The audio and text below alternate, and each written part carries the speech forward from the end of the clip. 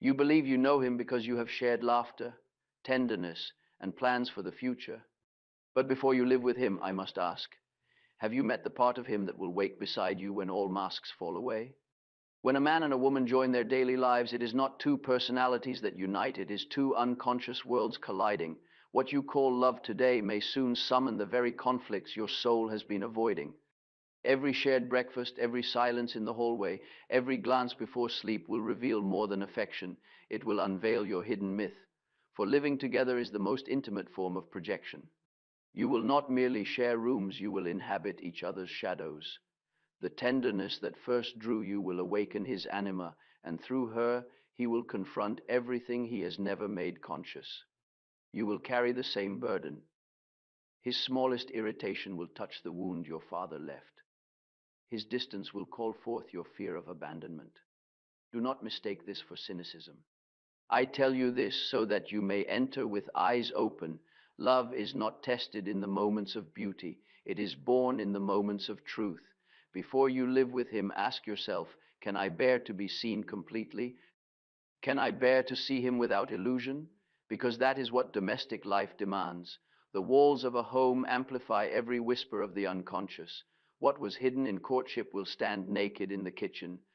But this is also its blessing. If you both have the courage to face what rises, to name what is real instead of what is pleasant, your shared life becomes a vessel of transformation. Then love no longer imitates comfort. It becomes a fire that purifies. The home becomes the alchemical chamber in which two incomplete beings refine each other toward wholeness. If you enter unaware, you will call every confrontation betrayal and every silence rejection. You will believe you are falling out of love, when in truth, you are being invited to love consciously for the first time. If you enter awake, you will see conflict as revelation, distance as breathing space, forgiveness as mutual rebirth.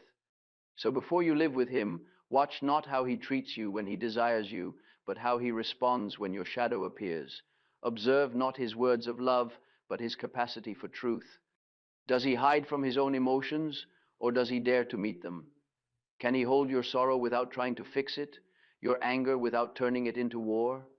If he can, if you both can, then living together will not diminish you, it will make you real. But if you must shrink yourself to preserve harmony, if you must silence your intuition to avoid his disapproval, you will not be living with a man.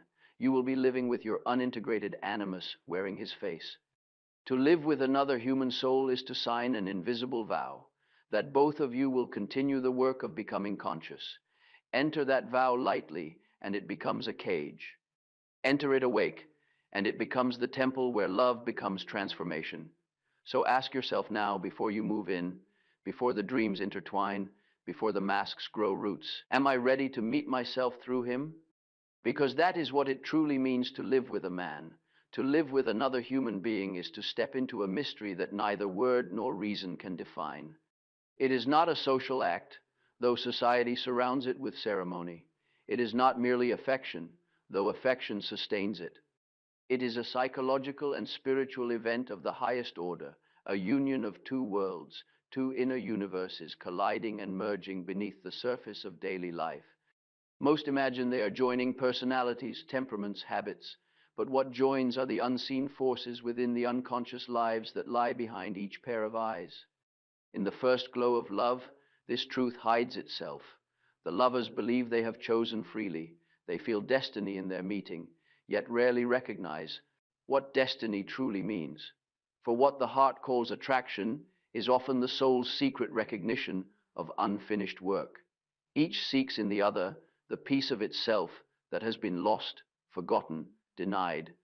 The bond that begins with delight conceals an ancient necessity, the inner masculine seeking its lost feminine, the inner feminine seeking its lost masculine. Every love story begins as myth, and myth, if lived deeply, becomes transformation. The meeting between man and woman is not merely biological or emotional, it is archetypal.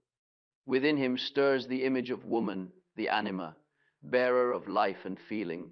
Within her stirs the image of man, the animus, bearer of word and reason. These are not fantasies, but living principles that shape the psyche. When they meet in the outer world through two human beings, they seek reconciliation. They desire not possession but union, the restoration of an inner balance lost through time. But this union cannot occur without conflict. The masculine and feminine are not simple opposites.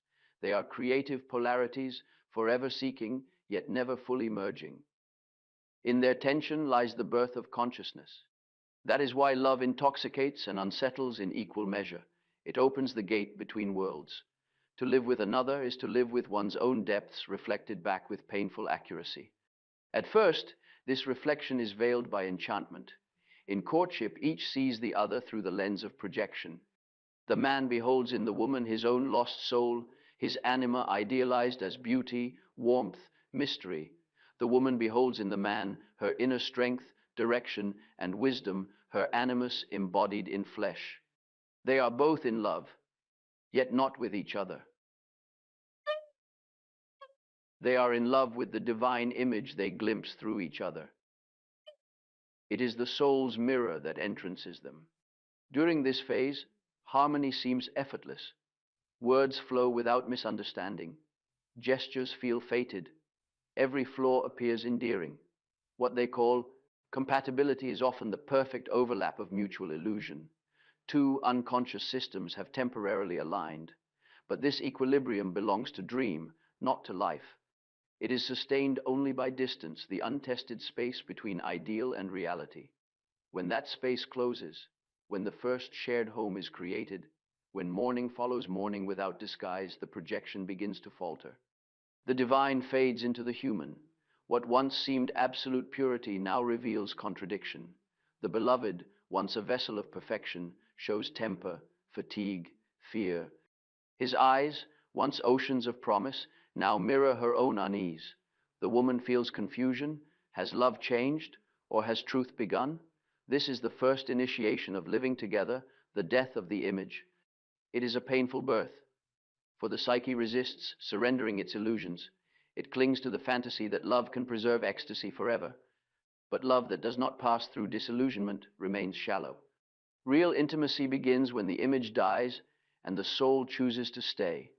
To the unprepared, this death feels like betrayal. They believe affection has diminished when, in truth, consciousness is being born. The unconscious, long content to project its contents upon the partner, now begins to reclaim them. Irritations, misunderstandings, disappointments, all are symptoms of this process. The beloved no longer carries one's divine ideal. He becomes the mirror of one's shadow. Every fault one condemns in him is a rejected fragment of the self returning for recognition. It is here that the archetype of the conjunctio, the sacred alchemical marriage, reveals its meaning. The alchemists knew that true union required dissolution. The old substances had to die before the new gold could form. Likewise, two egos must perish in part for the self to emerge between them. The relationship becomes the furnace, the vessel, the athanor in which their separate natures are refined. But the modern spirit, obsessed with comfort, flees from this heat. It interprets every psychic tension as incompatibility, every growing pain as failure. Thus, most unions collapse under the weight of their own unconscious material. The partners retreat into new illusions, beginning again with new faces but the same unacknowledged patterns. The soul's true task remains unfinished. The woman who would live consciously must approach love with deeper reverence. She must see her partner not as completion, but as reflection, the living mirror of her own inner masculine. In him she will meet her capacity for reason, discipline, decision, and will. If she has disowned these qualities, she will both desire and resent them in him. She will call him strong when she feels weak, and domineering when she longs for autonomy. To love him truly is to reclaim her own animus, to integrate what she has projected. Similarly, she must allow him to see her not as muse or savior, but as fellow pilgrim. When he learns to honor the feeling she embodies, he awakens his own anima. Through her, he confronts emotions long buried, tenderness long feared. The harmony between them becomes not sentimental but transformative, a shared endeavor toward wholeness. But this sacred purpose remains hidden to most. They believe they are building a home, when in truth they are constructing a temple. Each wall will echo their fears. Each silence will reveal their distance from the self. Domestic life is the crucible in which myth becomes flesh. What they call everyday reality is the theater where archetypes perform their eternal drama. Therefore, I say, to live with another is not to combine two lives, but to merge two destinies. The relationship will call forth precisely what each must face to become whole. The man who fears vulnerability will meet the woman who insists upon feeling. The woman who fears solitude will meet the man who withdraws. These encounters are not accidents, but synchronistic expressions of the self's design. To enter such a union without awareness is to stumble blindly into transformation. To enter with awareness is to cooperate with it. The difference is not in suffering, both will suffer, but in meaning. Suffering without meaning is despair. Suffering with meaning is initiation. Thus, before a woman chooses to live with a man, she must ask herself, am I willing to meet the man within me? For what she loves or hates in him lives also in her. Until she recognizes this, love will remain entanglement.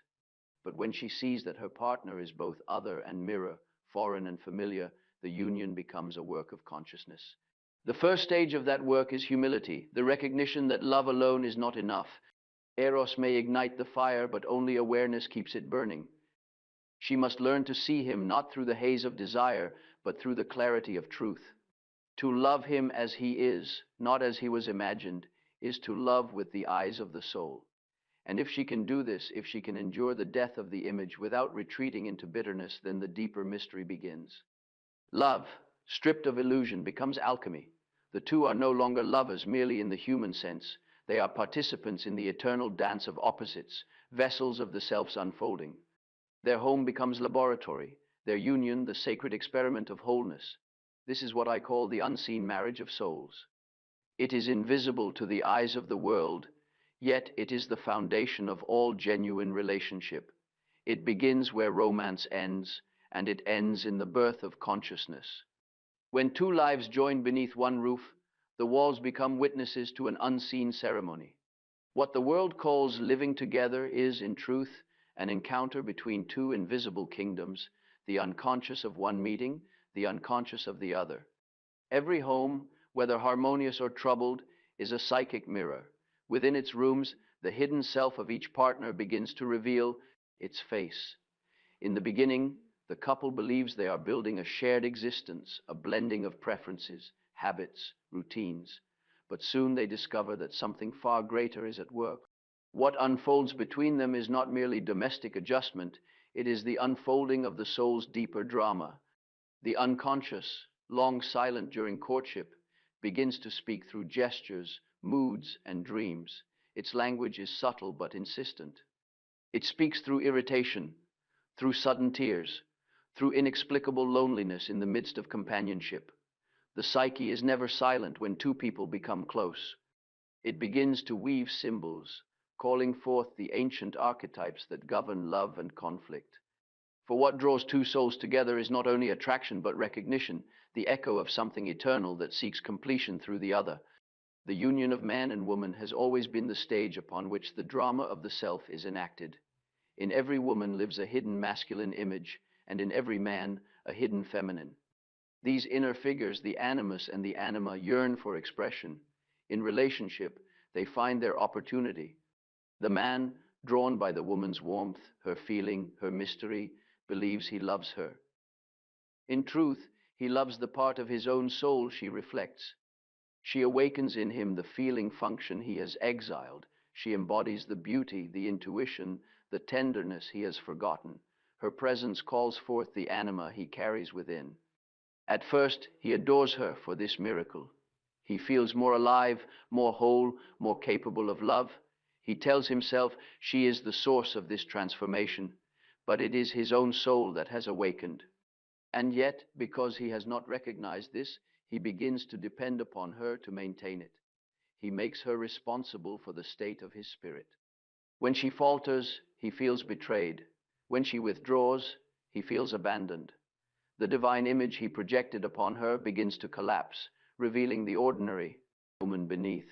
Then admiration turns to criticism, worship to resentment. This is the moment when his anima demands integration. What he once sought in her, he must now discover in himself. But few men understand this process.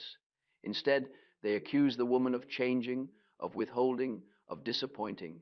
In truth, it is not she who has changed, but the projection that has dissolved. The mirror has returned his reflection. For the woman, the dynamic is equally profound. In the man's logic, his structure, his confidence, she senses her own inner masculine, the animus stirring from its sleep.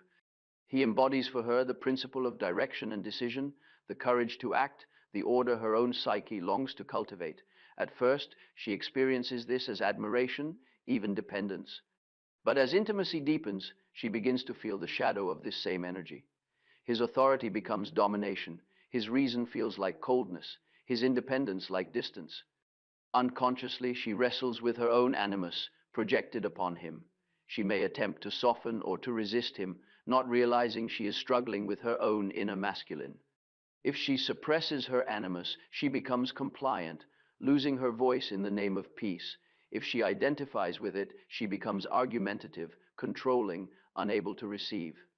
Both extremes distort the relation. When these inner figures awaken, the home becomes a temple of mirrors. Each partner perceives the other not as they are, but as the unconscious demands. She sees her father's absence in his silence. He sees his mother's power in her passion. Each lives not only with the other's personality, but with the ghosts of their own histories. The past unhealed finds its way into the present through invisible channels. This is why domestic life feels so intense. The proximity, the repetition of ordinary acts, the constant presence all dissolve the masks that once protected the lovers. The very walls seem to amplify their inner voices. The unconscious uses every detail, an undone chore, a misunderstood glance, a single careless word as a stage upon which to reveal the truth. Without awareness, this truth becomes unbearable. The partners begin to defend themselves, to assign blame, to fight for control of the mirror rather than look into it. Each sees in the other the qualities they most despise in themselves. Her sensitivity appears to him as weakness, his detachment to her as cruelty. What they condemn are the unaccepted fragments of their own souls reflected back. Thus, the relationship becomes a battlefield of projections, but to the conscious soul, these conflicts are revelations. To see the shadow mirrored in another is the most difficult and the most necessary of awakenings. When the woman realizes that her partner's aloofness awakens her own fear of rejection, she ceases to demand his constant reassurance and begins to heal the wound at its root. When the man recognizes that her emotion confronts his discomfort with feeling, he ceases to mock her tears and learns to listen to the voice of his own heart. In this way, the home becomes a school of integration. Awareness dissolves projection. The moment one can say, "This anger I feel belongs also to me," or "The coldness I condemn lives also within my nature," the unconscious energy loses its destructive power. What was accusation becomes reflection. What was conflict becomes conversation. The partner, once enemy, becomes ally in the great work of self-discovery. But this requires humility and acceptance that the beloved is not responsible for one's feelings. Love matures when it ceases to seek salvation in the other and begins to seek understanding through the other. The man no longer demands that she redeem his emotional poverty. The woman no longer expects him to complete her strength. Instead, each takes back what was projected. Each begins the inner work that true companionship demands. The myth of Eros and Psyche illustrates this transformation. Psyche, forbidden to look upon her divine lover, lives in blissful ignorance of who he is. But curiosity, symbol of the awakening of consciousness, compels her to light a lamp while he sleeps. The drop of oil that falls upon his shoulder awakens him, and he vanishes. Bliss ends, and the long labor of reunion begins. Psyche must undertake impossible tasks, not to regain his love, but to earn her own soul. So it is in every relationship. The moment one sees the beloved truly, love as illusion ends, and love as truth begins. The tasks that follow patience, humility, endurance are the soul's way of earning its own maturity. The home becomes the setting for these tasks, sorting the seeds of misunderstanding, carrying the water of forgiveness, descending into the darkness of one's own motives. It is tempting to flee this labor, to seek new enchantments elsewhere, but flight only postpones the inevitable. The unconscious repeats its lessons until they are learned. The face of the new lover will soon bear the same patterns, the same shadows, the same summons to awareness. No relationship can outpace the maturity of the soul that inhabits it. When the woman accepts this, she ceases to chase perfection in others and begins to cultivate truth in herself. She learns to see her partner not as obstacle, but as oracle, the living mirror through which her soul communicates.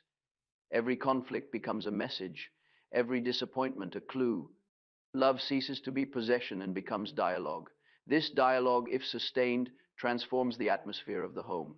What once felt like chaos becomes meaningful pattern. Arguments still arise, but they are no longer wars, they are rituals of revelation. Each speaks, not to wound, but to unveil what lies hidden. The house becomes a laboratory of the psyche, where both practice the art of reflection. In such a home, silence gains new dignity. Silence is no longer avoidance but contemplation. Distance is no longer rejection but breathing space. Each learns to bear the solitude that true intimacy requires. For love that is awake does not cling, it observes, it learns, it allows. To live together consciously is to accept that one will never fully know the other. The mystery that drew them together remains eternal. One can mirror the other's soul, but cannot possess it. The more one tries to own, the more one loses. The more one honors the mystery, the deeper the connection grows. In this understanding, affection regains its innocence. The couple rediscovers tenderness not as compensation for pain, but as expression of truth. The gaze between them deepens. They see, not the idealized figure of their dreams, but the living being before them, flawed, complex, luminous. The mirror no longer distorts. It reflects the human and the divine intertwined. Thus, the second stage of living together reveals its hidden blessing. Through the friction of unconscious projection, the partners awaken to themselves. They discover that love was never meant to preserve illusion, but to destroy it. What feels like loss is liberation, the liberation from the tyranny of fantasy into the freedom of reality. In the end, the woman who understands this ceases to ask, "Does he love me as I wish?" and begins to ask, "What in me is being called to consciousness through him?" Her love becomes an act of vision. She sees not only the man before her, but the larger forces moving through him and through herself, the dance of masculine and feminine seeking reconciliation. She learns to live not against these forces, but in harmony with them. For to live with another soul is to live within the mirror of the unconscious. The reflection may at times terrify, at times enchant, but it is always the face of truth. When one has the courage to look steadily into that mirror, the image that returns is not merely the partner's, it is the face of the self, waiting to be recognized. No relationship escapes the hour when its light begins to tremble.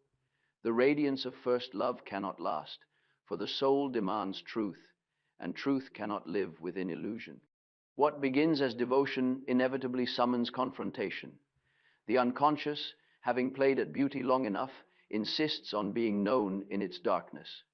This is the trial of shadow, the test that decides whether love will evolve into wholeness or decay into repetition. The shadow is everything within us that the ego refuses to acknowledge, every fear, envy, pettiness, and wound we exile to maintain the image of goodness. It is not evil by nature, it is simply unlived life. But when two people live together, the shadow can no longer be hidden. The constant presence of the other acts as magnifying glass and mirror. Small irritations that once passed unnoticed now burn like acid. Words once charming become heavy with irony. The other begins to represent not only themselves, but all that we have denied in ourselves. At first, the couple believes something has gone wrong. They tell themselves that the spark has faded, that they have grown apart. But what has really happened is that the light of consciousness has reached deeper ground. The unconscious now demands participation. It says, "You wish to know love? Then you must also know yourself." Love that fears the shadow is still infatuation. Love that endures it becomes transformation. The woman often feels this change first, for the feminine psyche is more attuned to the rhythms of emotion. She senses a heaviness in the atmosphere, a tension she cannot name. The tenderness that once flowed so easily now meets resistance. Her words seem to provoke rather than soothe. She wonders why her efforts to understand him are met with distance, why his silence wounds more deeply than any argument. She begins to feel that she is losing him, yet what she is truly losing is the illusion that he exists to confirm her worth.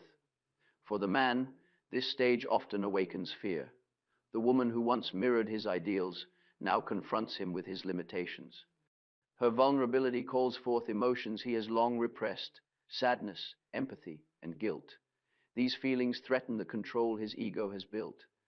Unconsciously, he defends himself through withdrawal, sarcasm, or anger. He may accuse her of being too emotional, too demanding. But what truly disturbs him is not her emotion, but the part of himself she awakens, the anima, the neglected feminine within his own soul. Thus begins the cycle of projection and reaction. Her longing evokes his flight deepens her pursuit. Each believes they are fighting for love, when in truth they are wrestling with their own shadows. The more she demands warmth, the colder he becomes. The colder he becomes, the more desperate her warmth grows. They become prisoners of each other's opposites. To recognize this pattern requires courage, for it means admitting that the enemy is within. The woman must ask herself, what in me clings to suffering? Why does his distance wound so deeply? The man must ask, why does her emotion terrify me? What weakness do I fear it will expose in myself? Such questions mark the birth of consciousness. They shift the struggle from accusation to understanding. In this crucible, both must confront their personal shadows.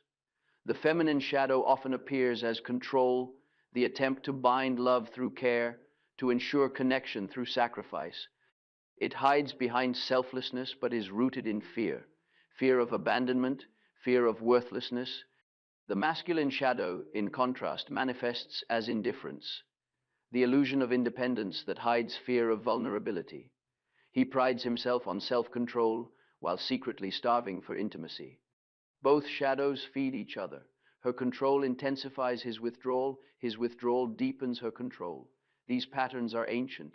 They echo the culmination, primordial tension between eros and logos, between feeling and reason, between earth and sky.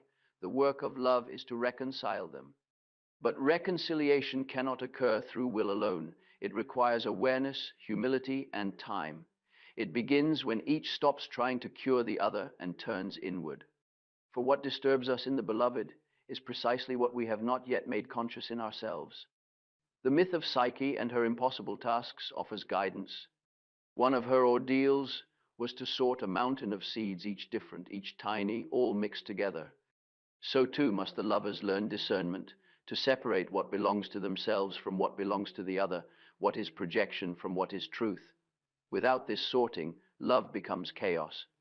Every quarrel becomes a storm of seeds scattered by the wind, and neither knows which are theirs to claim. To sort these seeds is painful, for it means surrendering the comfort of blame. It is easier to condemn the partner's flaws than to see one's own reflection within them. Yet every accusation conceals a confession. When she calls him cold, she reveals her own neglected capacity for detachment. When he calls her irrational, he exposes his own repression of feeling. Consciousness dawns only when both admit that the other is not cause but mirror. The ego resists this recognition, for it thrives on separation. It wants victory, not understanding. It wants to be right, not whole. But love that serves the self demands another attitude, not conquest but surrender. It asks each to hold their suffering without retaliation, to feel the pain without assigning it to the other. Only then can the alchemical fire begin its work. Imagine two metals placed in a furnace. Each must melt before they can unite. So it is with souls. The heat of conflict liquefies the rigid forms of ego, allowing something new to emerge. This melting feels like death, and in a sense it is the death of illusion, of self-image, of the fantasy that love should spare one from pain. But from this death arises gold, a tenderness grounded in truth. Forgiveness in this stage does not mean forgetting or excusing. It means recognizing that both are instruments of each other's transformation. Each has wounded the other exactly where healing was most needed. Forgiveness, therefore, becomes insight. You have shown me what I must face. Through such awareness, hostility dissolves into gratitude. Yet there are unions where one partner resists this work. If the man refuses to acknowledge his anima, He remains trapped in the dryness of intellect, using reason to control what should be felt. If the woman refuses to confront her animus, she remains captive to restless judgment, mistaking opinion for truth. In such cases, the relationship cannot progress. One grows while the other sleeps, and the gulf between them widens. The soul will not tolerate stagnation. It will create crisis to force movement. Sometimes the only act of love possible is departure. To leave consciously is not rejection but obedience to the self. The psyche releases what cannot transform.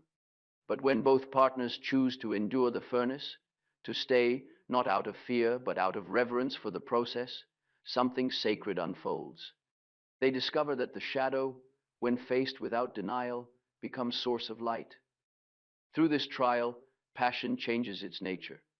It loses its fever and gains its depth. The lovers no longer crave constant affirmation. They crave authenticity.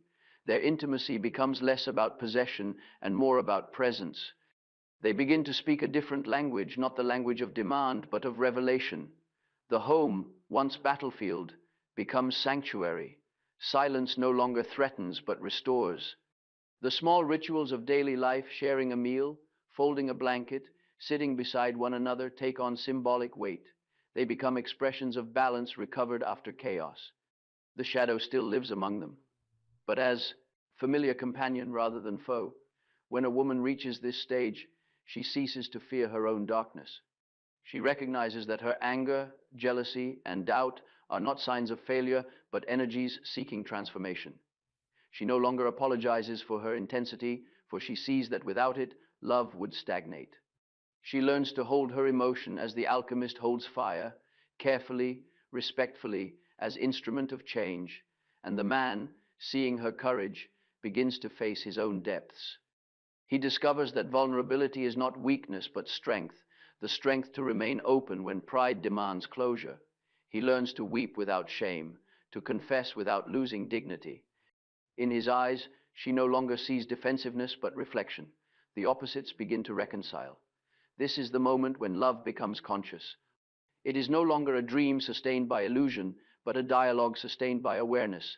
Both have learned that the purpose of love is not perpetual comfort, but perpetual growth. They understand that what tested them was not malice, but necessity. Through each other, they have met their own souls. The trial of shadow ends not with perfection, but with humility. The couple stands before one another, stripped of pretenses, knowing they will continue to err and forgive, to wound and heal. But they also know that each failure contains within it the seed of awakening. They have learned the sacred paradox, that love's purity is born from its impurity, that its strength lies in its vulnerability, that its permanence is found in its willingness to change. Only such love endures, for it is rooted not in illusion but in consciousness. It has passed through darkness and discovered that darkness was never the enemy, but the mother of light.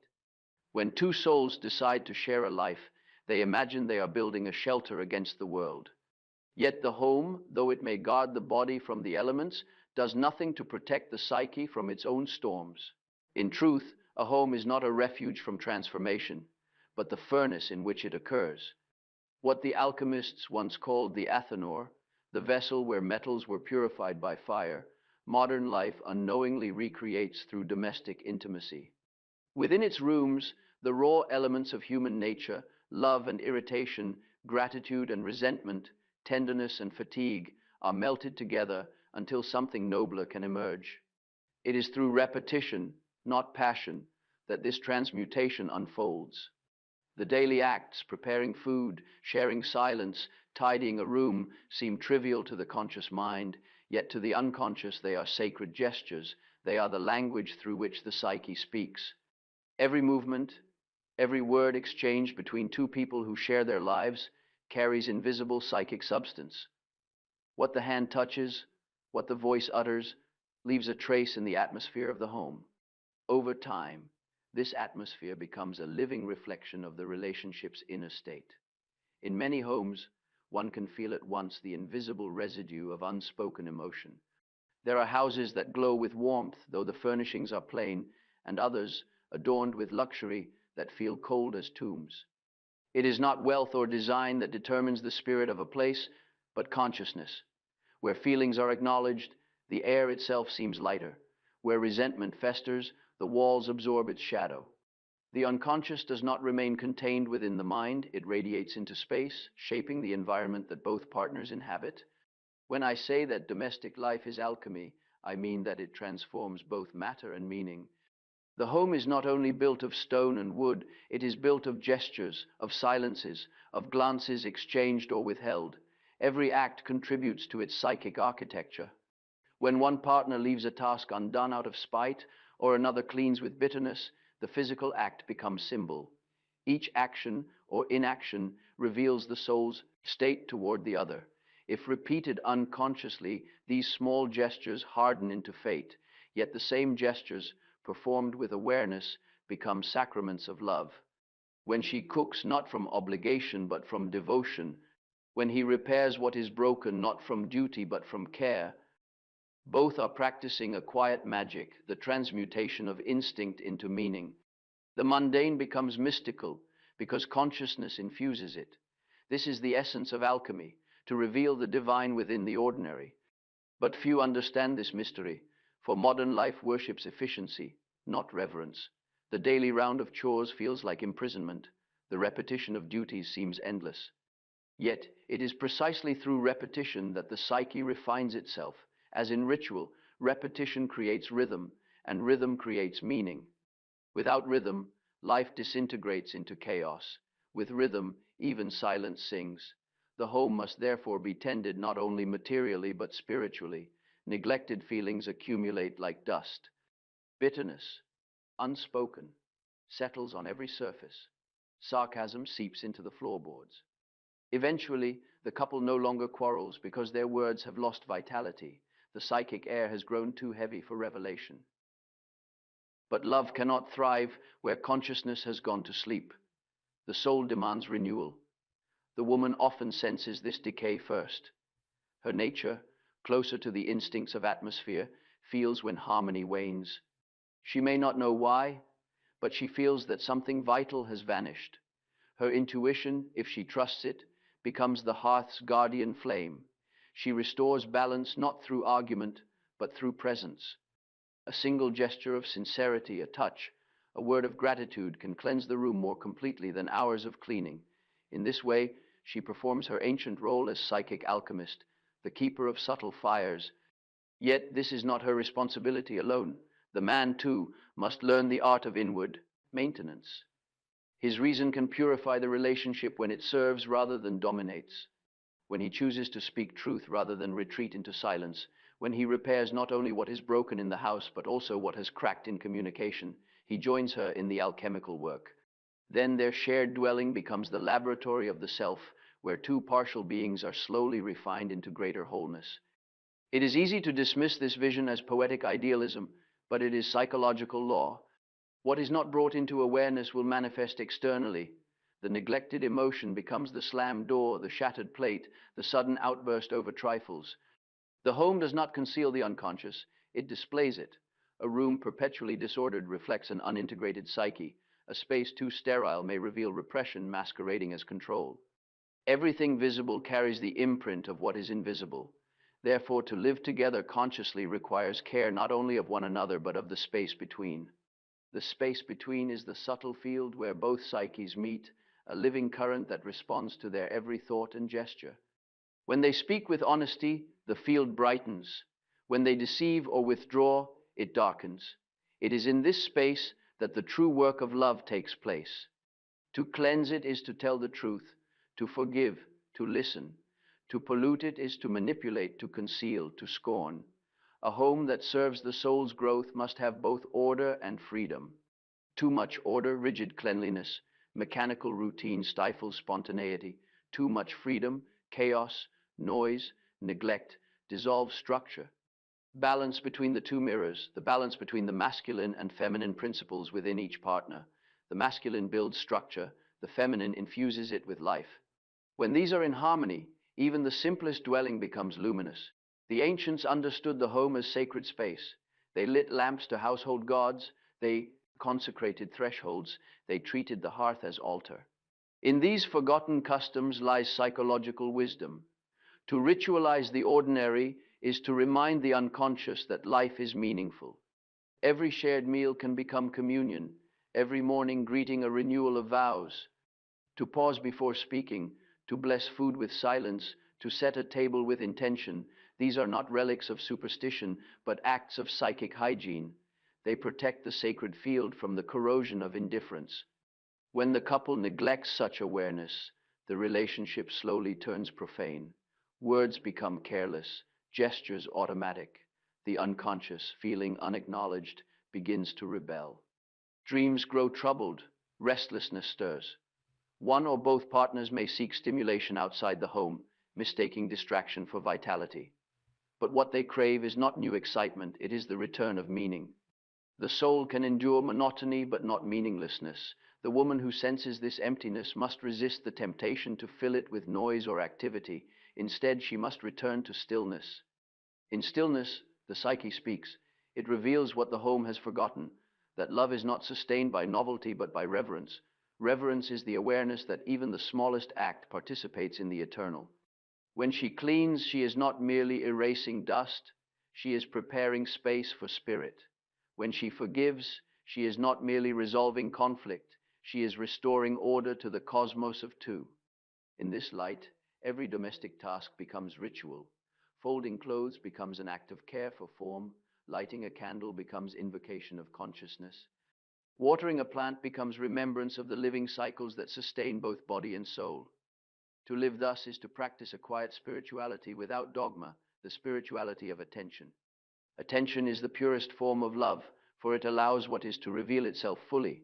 But attention must be mutual. When the man learns to perceive these silent languages, when he too begins to treat the ordinary with awe, the alchemical process quickens. He sees that what seemed dull repetition is actually evolution in slow motion. He begins to recognize that the fire of love burns not in ecstasy, but in constancy, in the willingness to remain present through the small, imperceptible transformations of everyday life. Over time, such consciousness changes the texture of existence. The couple no longer needs grand gestures to prove affection. Their intimacy resides in subtleties. A glance across the table, a shared silence at dusk, the rhythm of breathing side by side. The outer life remains simple, but its inner depth expands. The home becomes not a fortress against the world, but a vessel of the world's mystery, a place where spirit and matter converse. Still, the work is endless. The fire must be tended daily. Consciousness, like flame, flickers when neglected. There will be days of fatigue, of forgetfulness, of irritation, yet even these have their purpose. Just as the alchemist knew that the vessel must be heated and cooled alternately, so the psyche requires rhythm, contraction, and expansion, effort, and rest. To endure this rhythm without despair is to participate in the wisdom of the cosmos itself. In time, the couple learns to see their home not as possession, but as symbol, the visible expression of their inner marriage. Its walls echo their sincerity. Its light reflects their truth. When conflict arises, they cleanse the air not by denial but by dialogue. When peace returns, they honor it with gratitude. They no longer chase perfection, for they know that perfection belongs only to the gods. They seek instead authenticity, the quiet harmony born of presence.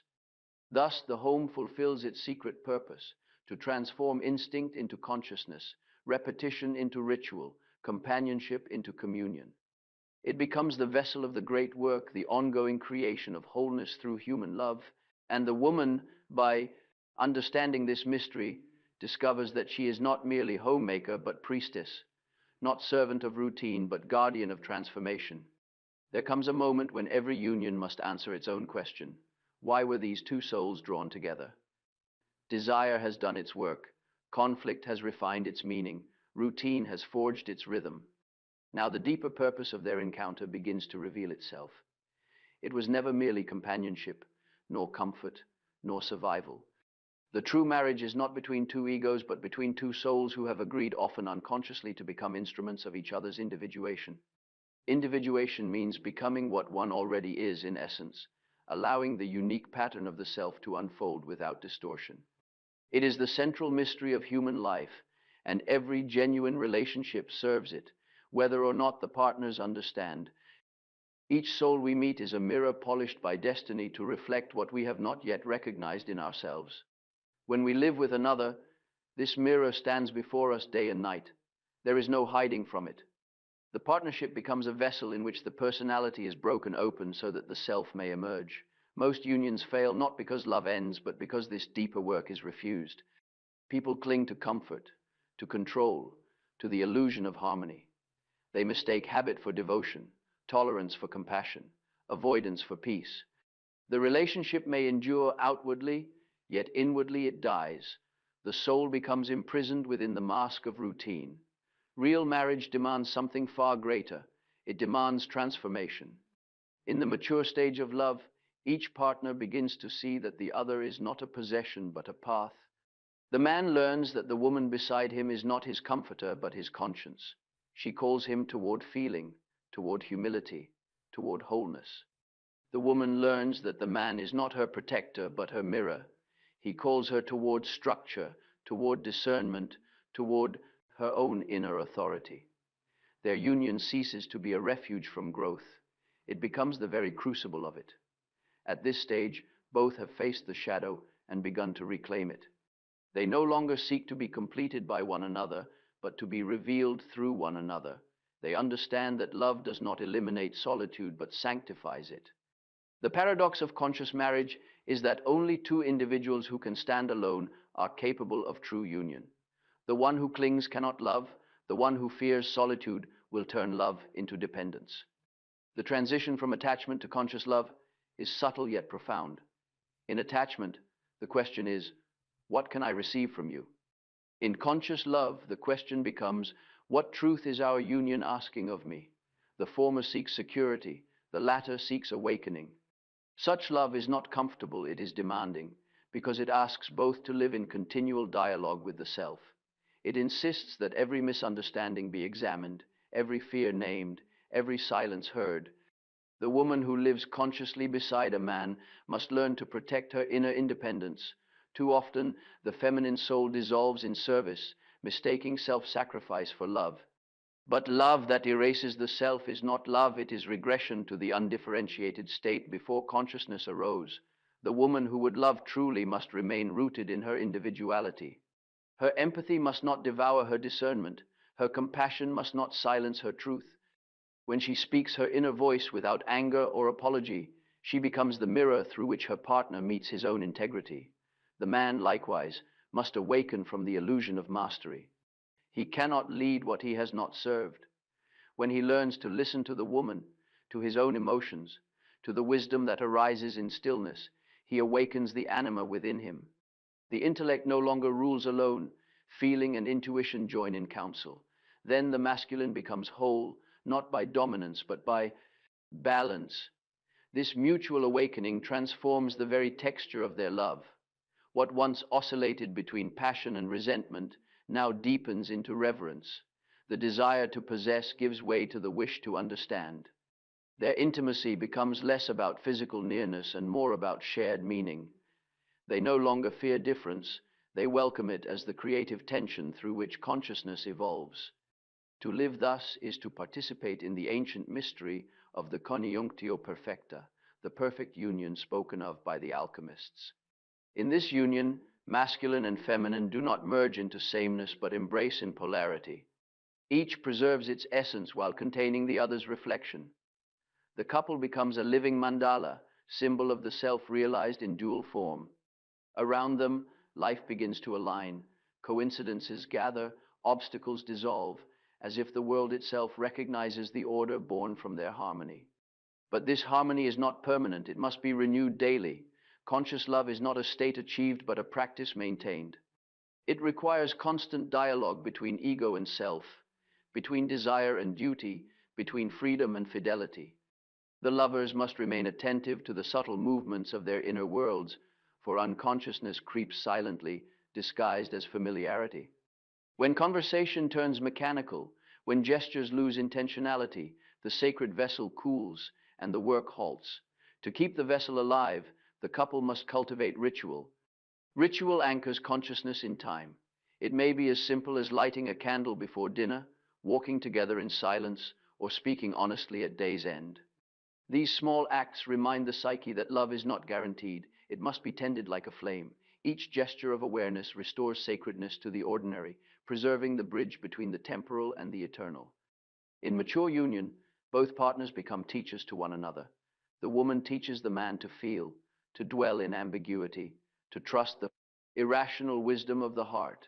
The man teaches the woman to stand firm, to act decisively, to translate intuition into form. Through this mutual education, each awakens the opposite principle within themselves. He becomes inwardly feminine without losing masculinity. She becomes inwardly masculine without losing femininity. Their differences no longer divide, they complete. Conflict still arises, but its meaning changes. It is no longer war for supremacy, but the friction that sharpens awareness. Each argument becomes an alchemical fire, refining the metal of the personality. When they quarrel, they no longer seek victory, they seek truth. When they forgive, it is not to restore comfort, but to integrate understanding. In this way, their relationship becomes a continual process of death and rebirth. Over time, they discover a new kind of intimacy, the intimacy of souls who no longer need to disguise their flaws. They can confess fear without shame, express anger without cruelty, admit ignorance without humiliation.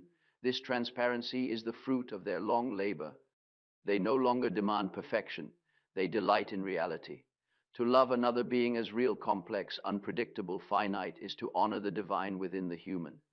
Many imagine that such union requires extraordinary partners, but in truth it requires only consciousness.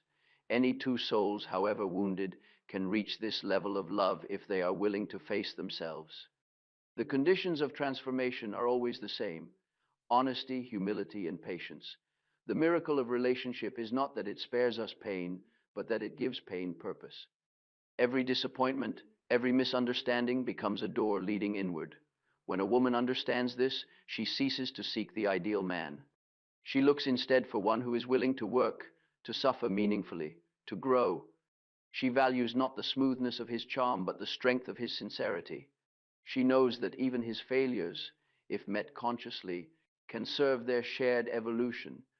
For consciousness is contagious. Where one awakens, the other cannot long remain asleep. If both persevere, love becomes what it was always meant to be, a path to the self. They realize that they were never merely two beings trying to coexist, but two halves of one archetypal whole striving toward completion. Their union becomes less about mutual need and more about mutual service, the service of embodying the eternal dance between masculine and feminine for the sake of creation itself. At this stage, even separation can serve love. When distance or death intervenes, the connection does not end, it changes form. The inner marriage persists. The qualities once embodied by the partner now live within the psyche. The woman, having integrated her animus, carries his voice as inner guide. The man, having integrated his anima, carries her wisdom as inner compass. The outer relationship dissolves, but its essence endures as inner wholeness. Thus, the final purpose of every relationship is to return us to ourselves, not the small self that clings and fears, but the greater self that embraces both opposites in unity. When two have loved in this way, they have participated in the evolution of consciousness itself. They have advanced the work of the cosmos, which is nothing less than the reconciliation of all divisions through awareness. In this light, to live with another human being becomes a sacred vow.